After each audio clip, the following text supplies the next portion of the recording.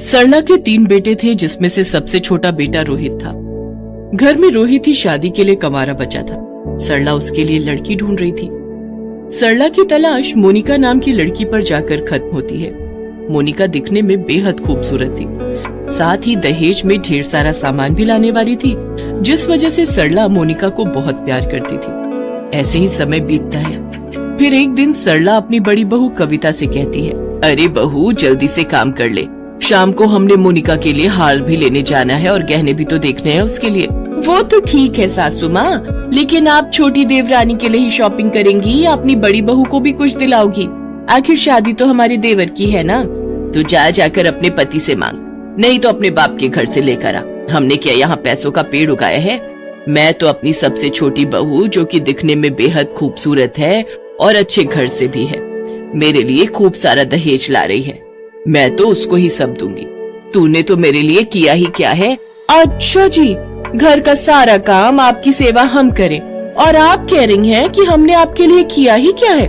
वाह वाह वाह वाह। कविता बहू, शादी ब्याह वाला घर है, बेकार का समय बर्बाद करने से बेहतर है कि सारी तैयारियां अच्छे से कर ली जाए। आज मुझे गहने बनवाने जाना है, फिर कल कैटरिंग वाले के पास जाना है, बहुत काम है मुझे। और रही बात तुम्हारी, तो तुम कोई आर्टिफिशियल ज्वेलरी पहन लेना। वैसे भी आजकल असली नकली में फर्क ही क्या है, सब एक जैसा ही तो है। रहने दो सासू माँ, इस दिखावे की जरूरत नहीं है। वैसे भी हमारे घर वालों ने हमें इतना तो देकर भेजा ही है कि हमें दिखावे की जरूरत ना पड़े। जरूरत नहीं है तो फिर मांग क्यों रही है? और मैं तो वैसे भी कह रही हूँ कि जो भी तुम्हारे पास है पहन लेना। चल अब देर मत कर और मेरे साथ सुनार की दुकान पर चल। थोड़ी देर बाद दोनों सास बहू सुनार की दुकान पर जाकर खरीदारी करने लगती हैं। तभी कविता की नजर वहाँ रखी पायल पर जाती है।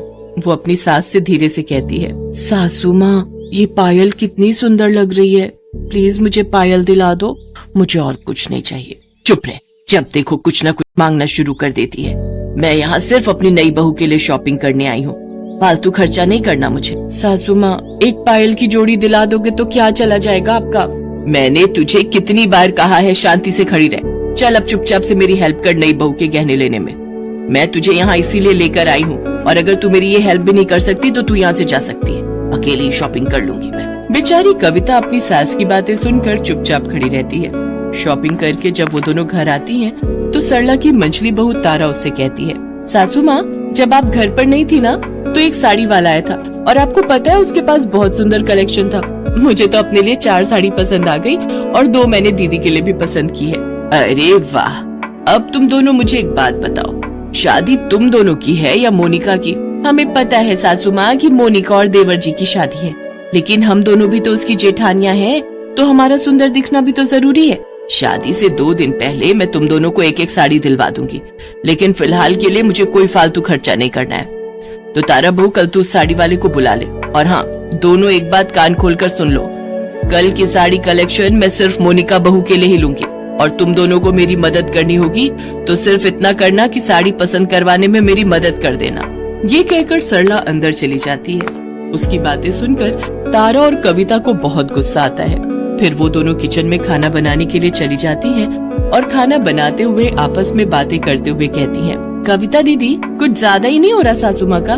वही तो, अपनी तो कोई वैल्यूज नहीं है, सारा दिन काम हम करें और जो अभी आई ही नहीं है उसके लिए सासू माँ कितनी पागल हो रही है। अभी ये हाल है तो जब वो घर पर आ जाएगी तो हमारी तो कोई इज्जत ही नहीं करेगा।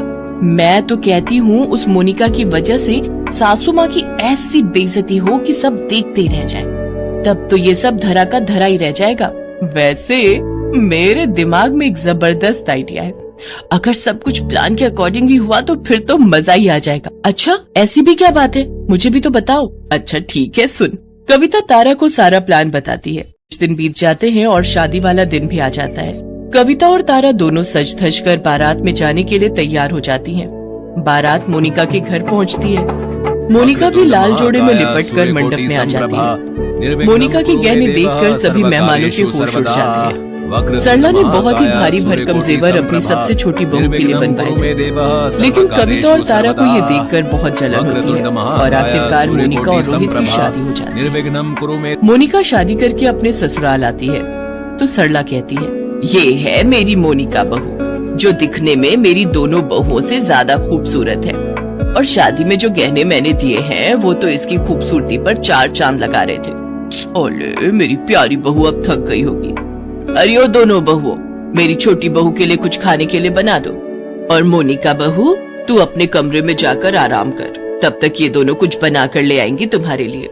गुस्से में बड़बड़ाते हुए कविता और तारा किचन में चली जाती हैं और मोनिका के लिए खाना बनाती हैं। फिर वो दोनों खाना बनाकर मोनिका को खाने के लिए देती हैं, लेकिन खाना खाने के आधे घंटे बाद ही मोनिका को बहुत तेज दस्त लग जाते हैं। वो बार बार शौचालय आती जाती है। शाम को सभी रिश्तेदार मोनिका की मुंह दिखाई के लिए आते हैं, लेकिन तबीयत खराब होने के कारण वो बाहर नहीं जा पा रही थी। ये देखकर सरला बहुत गुस्सा होती है और वो मोनिका से जाकर कहती है, ये सब क्या है मोनिका? सब रिश्तेदार तेरी मुंह दिखाई के इंतजार में बैठे हैं और तू है कि बाहर आने का नाम ही नहीं ले रही। सासू माँ मुझे माफ कर दो, लेकिन मैं बाहर नहीं आ सकती। लेकिन हुआ क्या है? सासू माँ मेरी तबीयत बिल्कुल भी ठीक नहीं है, मुझे दस्त लग गए और बार बार मुझे हल्का होने के लिए शौचालय जाना पड़ रहा है। उधर कविता और तारा अपने कमरों में बैठकर मोनिका को परेशान होता देख इस बात का आनंद ले रही होती हैं। वो दोनों आपस में मोनिका की हालत को लेकर बातें कर रही होती हैं कि तभी वहाँ सरला आ जाती है और उन दोनों की सारी बातें सुन लेती है। ओह, तो ये सब तुम दोनों का किया धरा है। बेशर्मो, तुम दोनों को जरा भी शर्म नहीं आई ये सब करते हुए? इस मोनिका ने तुम दोनों का क्या बिगाड़ा था? अरे नाराजगी तो मुझसे थी, इसकी सजा मुझे दे देती, लेकिन उस बेचारी के साथ ऐसा क्यों किया? उसने तो कभी तुम दोनों के बारे में कभी कुछ गलत नहीं कहा।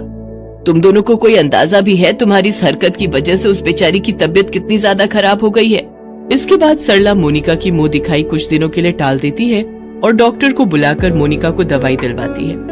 हफ्ते भर बाद मोनिका पूरी तरह से ठीक हो जाती है। कविता और तारा को अपनी गलती का एहसास होने लगता है और फिर वो दोनों मोनिका से माफी मांगती हैं। फिर वो सभी हंसी खुशी एक दूसरे के साथ रहती हैं।